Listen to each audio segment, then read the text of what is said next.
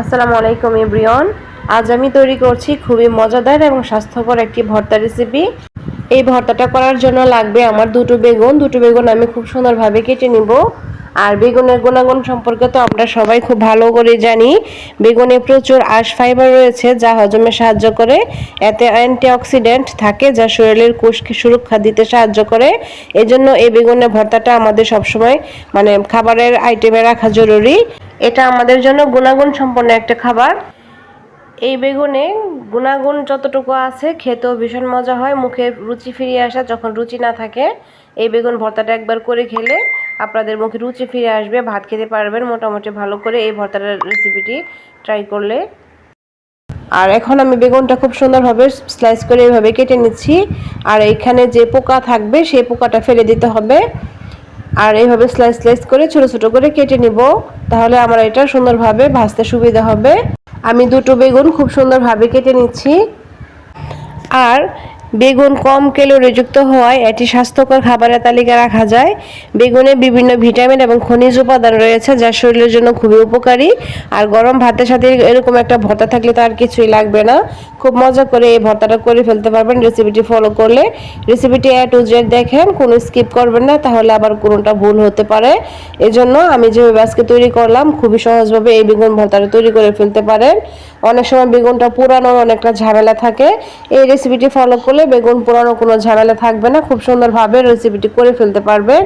এখানে আমি বেগুনটা স্লাইস করে কেটে সুন্দরভাবে ধুয়ে নিয়েছি এবং ময়লা এবং পোকাগুলো ফেলে দিয়েছি। এবার লবণ এবং হলুদ দিয়ে খুব সুন্দরভাবে মেখে নিচ্ছি। এই স্টেপটা ফলো করবেন, তাহলে ভালো লাগবে ভর্তা বানানোর সময় খেতে।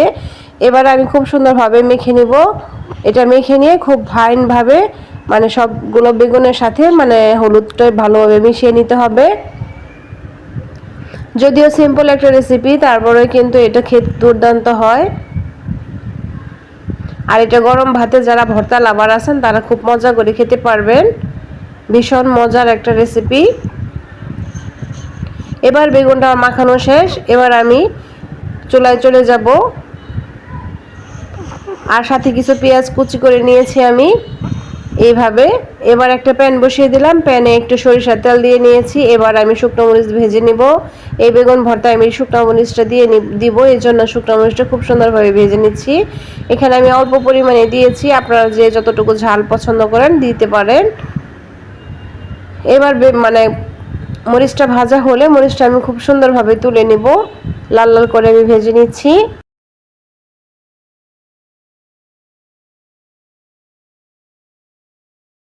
আর বেগুন রক্ত পরিষ্কার করে, আর কিডনির অনেকটা উপকার হয়।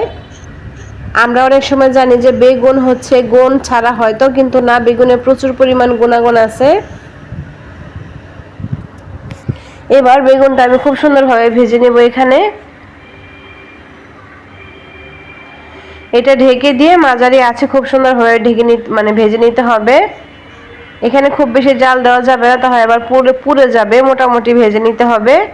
আর এইভাবে খুব সহজেই বেগুন ভর্তাটা আপনারা বানিয়ে ফেলতে পারবেন বাসায়।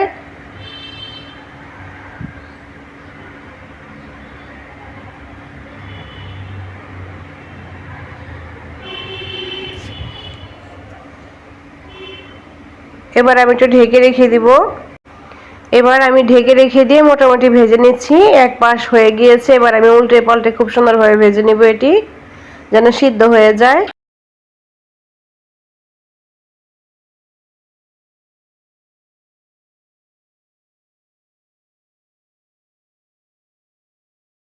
সাধারণ জিনিস দিয়ে অসাধারণ রেসিপি দেখার জন্য চ্যানেলটি ভিজিট করবেন।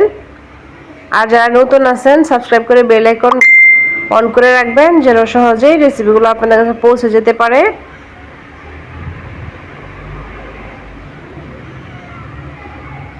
এই তো মোটামুটি সুন্দর করে বেগুনটা আমি ভেজে নিচ্ছি।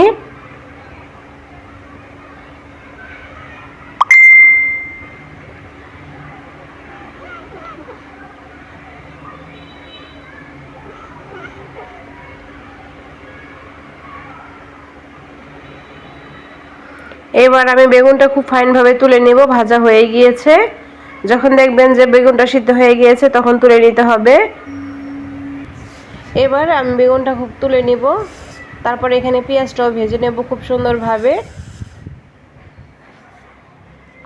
এবার পেঁয়াজটা দিয়ে নিলাম। পেঁয়াজে আমি দুটো বোম্বাই মরিচ দিয়েছি ঝালের জন্য, আমার কাছে ভালো লাগে এটার গ্রান। তারপর দিয়েছি দুটো কাঁচা মরিচ। এবার পেঁয়াজটা মরিচটা খুব সুন্দরভাবে ভেজে নেব এখানে। আর এইভাবে পেঁয়াজটা ভেজে ভর্তাটা করলে খুবই ভালো লাগে।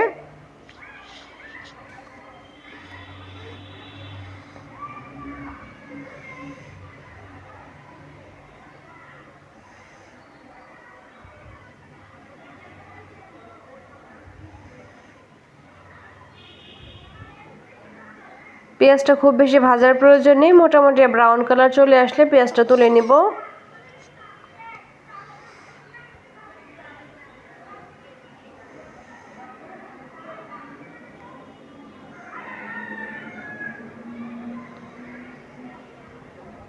গ্রাম বাংলার ঐতিহ্যবাহী এই বেগুন ভর্তাটা একবার হলো ট্রাই করে দেখবেন। আর আজকে যেভাবে আমি তৈরি করেছি এভাবে তৈরি করে দেখবেন, খুবই মজা হয় এই ভর্তাটা। এবার ভর্তাটা তৈরি করার জন্য একটা প্লেট নিয়ে নিয়েছি। এবার শুকনো মরিচটা যে ভেজে রেখেছিলাম এটা লবণ দিয়ে খুব সুন্দরভাবে হাত দিয়ে ডলে নিব।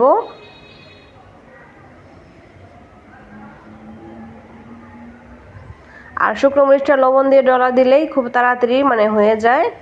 এবার বেগুনটা যে ভেজে রেখেছিলাম এটাও আমি এখন হাত দিয়ে ডলে নিব খুব সুন্দরভাবে।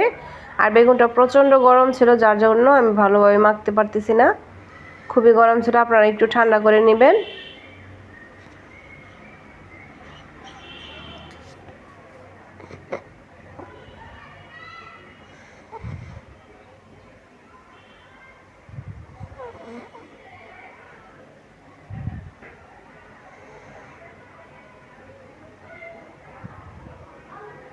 এবার আগে থেকে যে এবার পেঁয়াজটা যে ভেজে রেখেছিলাম সেটা ওখান দিয়ে নিচ্ছি। আর সব কিছু তো আমি শুকনো মরিচ দিয়ে ভেজেছিলাম, এই জন্য আমি এখানে আর কোনো তেল ইউজ করব না। আর তেলটা আমাদের শরীরের জন্য খুবই ক্ষতিকর একটা জিনিস, তার জন্য কম তেল ইউজ করাটাই ভালো।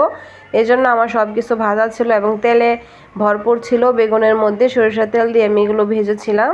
এই জন্য আর এক্সট্রা কোনো তেল দেওয়ার প্রয়োজন পড়বে না। আশা করছি আজকের রেসিপিটা আপনাদের কাছে ভালো লেগেছে। ভালো লাগলে প্লিজ একটা লাইক দিন। এই তো আমি খুব সুন্দরভাবে হাত দিয়ে মেখে নিয়েছি, দেখতে পাচ্ছেন কতটা লোভনীয় হয়েছে আজকের এই ভর্তাটি। আজ এই পর্যন্তই, দেখা হবে নেক্সট রেসিপির সাথে। সে পর্যন্ত সবাই ভালো থাকেন, সুস্থ থাকেন, আমাদের জন্য দোয়া করবেন। আর পারফেক্ট রেসিপিগুলো পেতে চ্যানেলটি অবশ্যই ভিজিট করবেন। আসসালামু আলাইকুম ওয়া রাহমাতুল্লাহি ওয়া বারাকাতুহু।